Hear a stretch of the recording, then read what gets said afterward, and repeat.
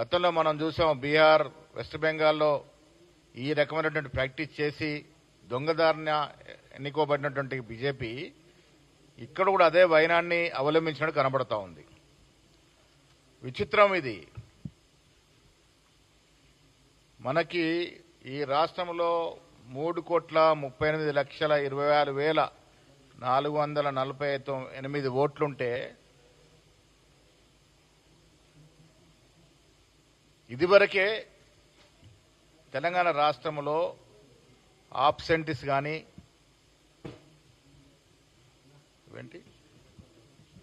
Shift అయినటువంటి ఓట్లు కానీ డెత్ కానీ డూప్లికేట్ కానీ ఏఎస్డిడిల పేర్ల మీద 73,39,235 ఓట్లు అంటే 21%, దాదాపుగా 21% పైబడి ఓట్లని నిరాకరించారు, తొలగించేశారు.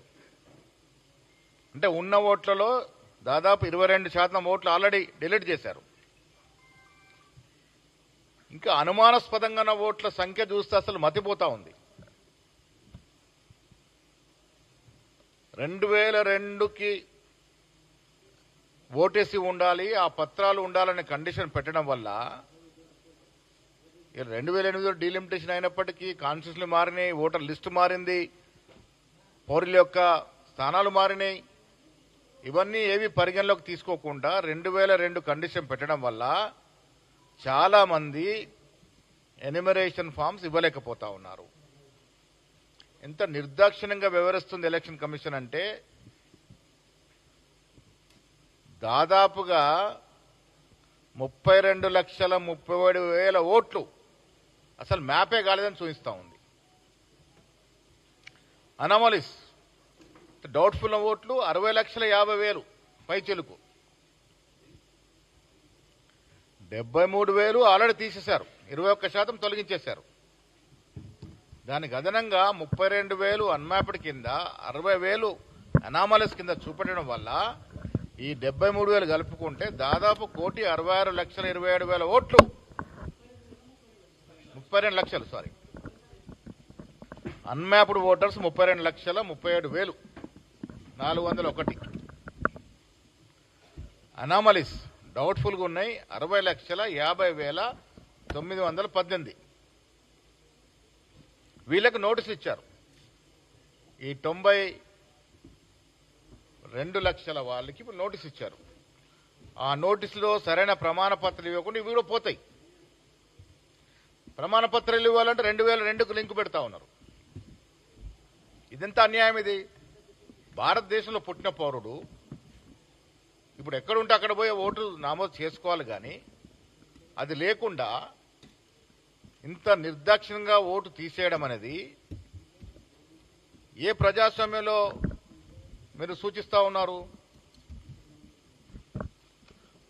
తొలగిపోతున్న ఓట్లు ఎవరివి? బీద జనాని, కూలీనాలు చేసుకునే వ్యక్తులు, కూలికి పోతే కానీ పూట గడపని కుటుంబాలు 2,000 పత్రాల కోసం ఎక్కడ తిరుగుతారు? పోనీ బిఎల్ఓలు సరైనగా చేశారంటే మీరు హైదరాబాద్లో ఉంటా ఉన్నారు, మీ ఇంటికి ఎవరైనా వచ్చారా? రూల్ ప్రకారం ప్రతి బిఎల్ఓ 3 సార్లు ఇంటికి పోవాలి, ఆ తర్వాత నిర్ధారించాలి ఏఎస్డిడిలను. నాకు తెలిసి ఎవరింటికి ఎవరు పోనట్టుగా చెప్తా ఉన్నారు. మేము బిఎల్ఏలు అన్నిటికన్నా ముందు కాంగ్రెస్ పార్టీ 35,000 పైచలకు బిఎల్ఏలు ఇస్తే వాళ్ళు నిన్న ఇచ్చిన లిస్టులో ఎంత తప్పిదం అంటే ఎలక్షన్ కమిషన్ తెలంగాణది 13,144 చూపిస్తున్నారు. 35,000 సబ్మిట్ చేసినటువంటి వారు సంతకాలు పెట్టినటువంటి పత్రాలు మా దగ్గర ఉన్నాయి. ఎలక్షన్ కమిషన్ మేము 35,000 సబ్మిట్ చేసినట్టుగా ధృవీకరిస్తూ ఇచ్చిన పత్రాలు ఇవి. 35,000కి రిసిప్ట్స్ వాళ్ళు ఇవాళ నిన్న డిక్లేర్ చేస్తున్నారు, 13,000 డిక్లేర్ చేస్తారు. ఎట్లా పనిచేస్తుంది ఎలక్షన్ కమిషన్ ఇక్కడ? ప్రతి చిన్న పౌరుడితో చెలగాటం ఆడుతూ ఒక ఓటు అంటే ఈ ప్రజాస్వామ్య దేశంలో ఓటు విలువ, ఓటు హక్కు ఎంత గొప్పదో తెలిసి కూడా బీజేపీ ఎలక్షన్ కమిషన్ ఆఫ్ ఇండియాను తొత్తుగా మార్చుకొని తన జేబులో పెట్టుకొని పెట్టకూడని కండిషన్లను పెట్టి సామాన్యుడి ఓటు తొలగించే ప్రయత్నం చేస్తూ ఉన్నారు. ఎంత అన్యాయం ఇది!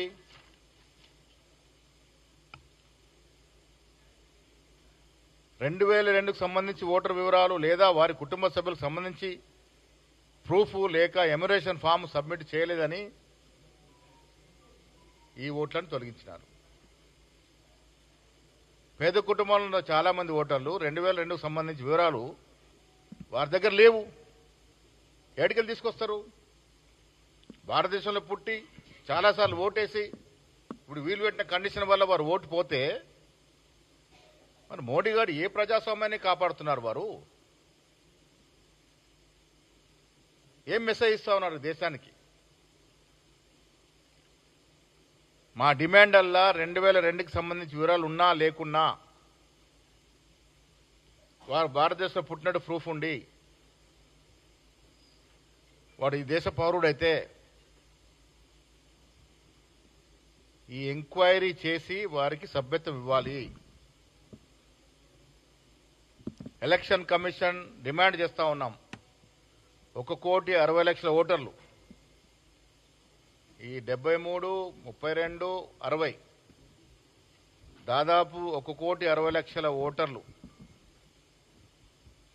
కొన్నేమో ఏఎస్డిడిలో చూపించారు. ఏఎస్డిడి అంటే ఆబ్సెంట్, షిఫ్టెడ్ ఓటు, డెత్ అయిన ఓటు, డూప్లికేట్ ఓటు. దీంట్లో 73 లక్షలు చూపించేస్తారు ఆల్రెడీ. Anomalies, unmapped. ఎందుకు క్వశ్చన్ మార్క్ పెట్టారో వారి వివరాలు తక్షణం ఇవ్వాలి.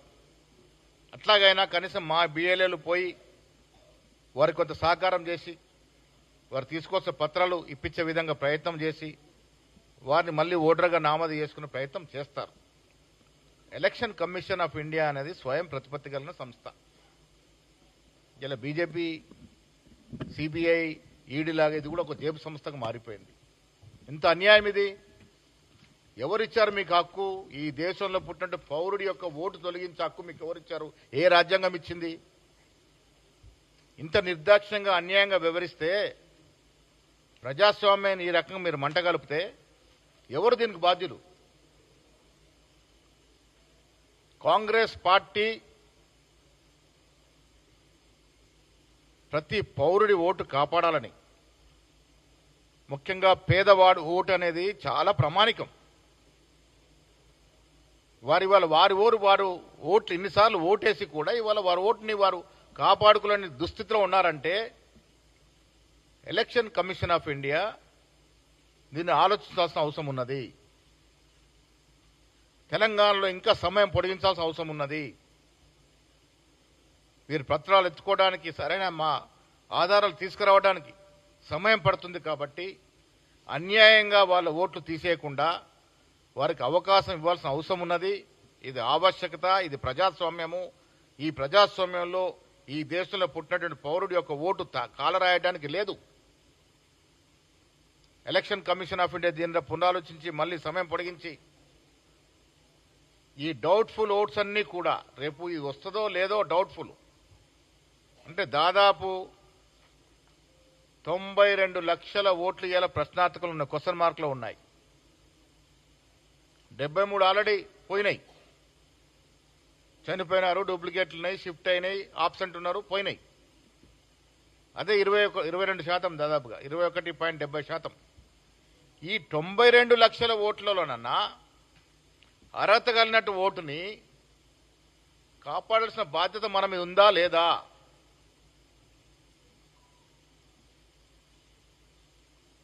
ఈ పోయిన ఓట్లను కూడా పాపం డీలిమిటేషన్ అయినప్పుడు చాలా చోట్ల పోలింగ్ బూతులు మారి, నియోజకవర్గాలు మారి వాళ్ళు ఓటు మ్యాప్ చేసుకోలేని పరిస్థితి. ఇంత లోపభూయిష్టంగా జరిగి రేపు ఇన్ని ఓట్లు తీసేస్తే దీనికి ఎవరు బాధ్యత వహించాలి? కేంద్ర ప్రభుత్వం, మోడీ గారు, అమిత్ షా గారు దీనికి పరిపూర్ణ బాధ్యత వహించాల్సిన అవసరం ఉన్నది. ఏ ఒక్క పేదవాడి ఓటు కూడా కాలరాయడానికి వీల్లేదు. దీన్ని పునరాలోచించుకోవాలి. దీన్ని సరైన మార్గంలో మళ్ళీ వీళ్ళకి అవకాశం ఇవ్వాల్సిందిగా కాంగ్రెస్ పార్టీ డిమాండ్ చేస్తూ ఉంది. 35,000 బిఎల్ఏస్ అపాయింట్ చేసి 2.5 నెలలుగా మా టీం అంతా నిరంతరంగా కృషి చేస్తే ఇలా వాళ్ళు ఇచ్చిన లిస్టులో 13,000 చూపిస్తారు. తప్పిదం, ఎలక్షన్ కమిషన్ తప్పిదం ఇది. ల్యాబ్స్ అంటే అంత ఉదాసీనంగా అంత నిర్లక్ష్యంగా పనిచేస్తున్నట్టుగా దీని అర్థం.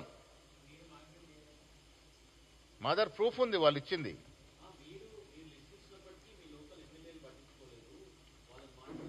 మానిటర్ కాదు, బిఎల్ఏ ఒకసారి అపాయింట్ అయిన తర్వాత అఫీషియల్గా లిస్ట్ ఇచ్చిన తర్వాత మీరు లిస్టులో తక్కువ చూపిస్తారు.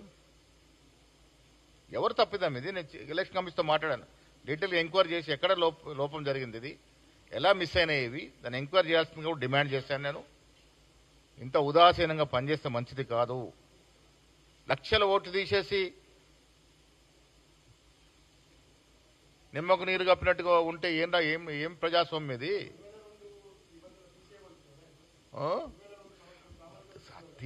ప్రామాణికంగా తీసుకోవడం వల్లే ఇంత ల్యాప్స్ అవుతుంది, ఇంత ఇబ్బంది అవుతా ఉంది. లేదు, 2002లో ఓటేశారు, 2004లో ఓటేశారు, 9లో ఓటేశారు, 14లో ఓటేశారు. ఆ ఓటేసింది ప్రామాణికం కాదా?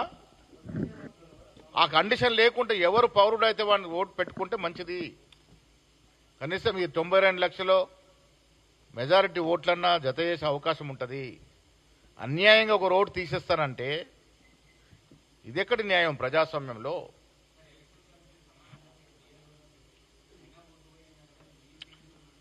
మా ఫెయిల్యూర్ కాదు, బిఎల్ఓస్ ప్రతి ఇంటికి 3 సార్లు పోవాలి. మా బిఎల్ఏస్ కూడా పనిచేశారు.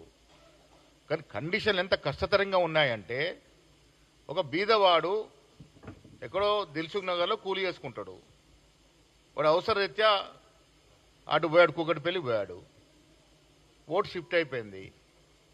2002 ఆధారాలు తేవాలంటే ఎక్కడికి వెళ్ళి తెచ్చేది వాడు బీదవాడు? అన్యాయంగా వాడిని ఓటు కాలు రాస్తున్నాం కదా.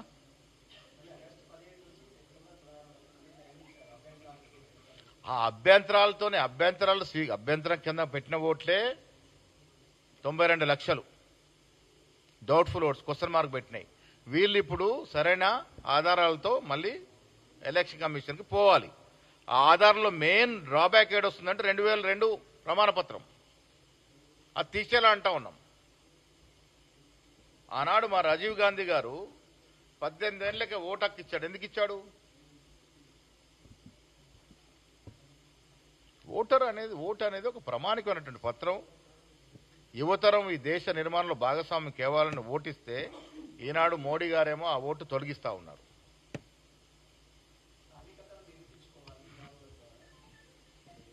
మన దేశంలో ఉట్టి మనం మన స్థానికత నిరూపించే దౌర్భాగ్య పరిస్థితి దేశంలో వస్తుందని ఎవరు కూడా అనుకొని ఉండలే.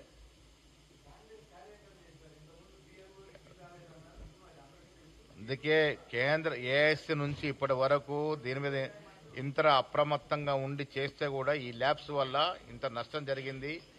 దీన్ని సమూలంగా మళ్ళీ సమయం ఇచ్చి మార్గదర్శకాలు, ఇంత కఠినమైనటువంటి మార్గదర్శకాలు, ఒకరు ఓటు కాలరాసే మార్గదర్శకాలు పెట్టారు. ఓటు జత చేసే కండిషన్లు ఉండాలి, ఓటును తొలగించే కండిషన్లు పెట్టినారు. కాబట్టి ఈ 2002 కండిషన్ తీసేయాలి.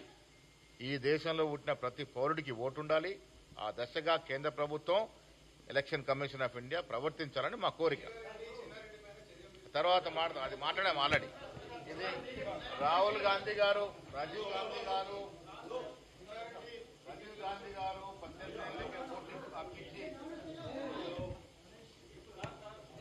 మా జిల్లా కాంగ్రెస్ కమిటీలో 18 ఏళ్ళకే ఓటు వచ్చినటువంటి యువతరానికి ఫామ్స్ నింపి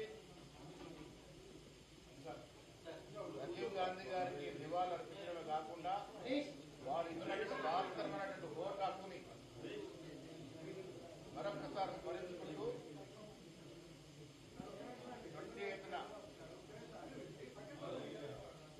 18 ఏళ్ళు ఇక్కడ యువకులందరితో కూడా ఓటు నామోదు చేసే కార్యక్రమం మా జిల్లా కాంగ్రెస్ కమిటీ చేస్తాయి.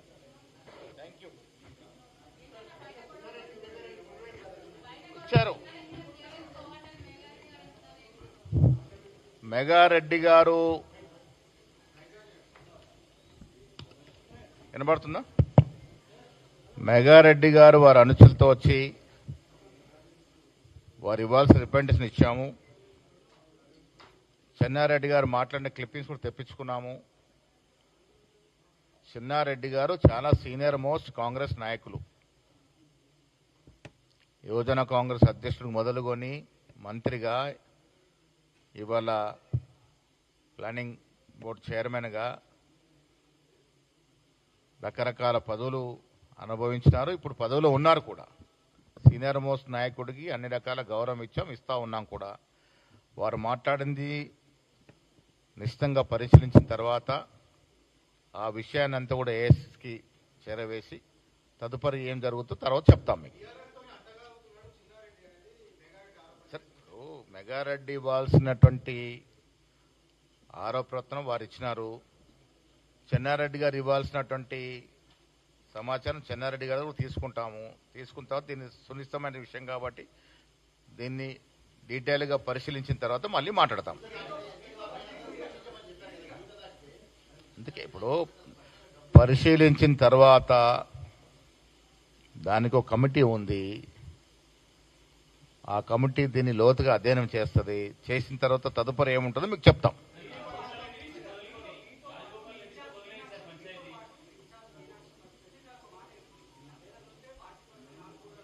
ఎస్, అందుకే ఇప్పుడు అన్ని విషయాలు కూడా క్రమశిక్షణ కమిటీ దృష్టికి వస్తాయి. ఇవన్నీ కూడా పరిగణలోకి తీసుకుంటారు.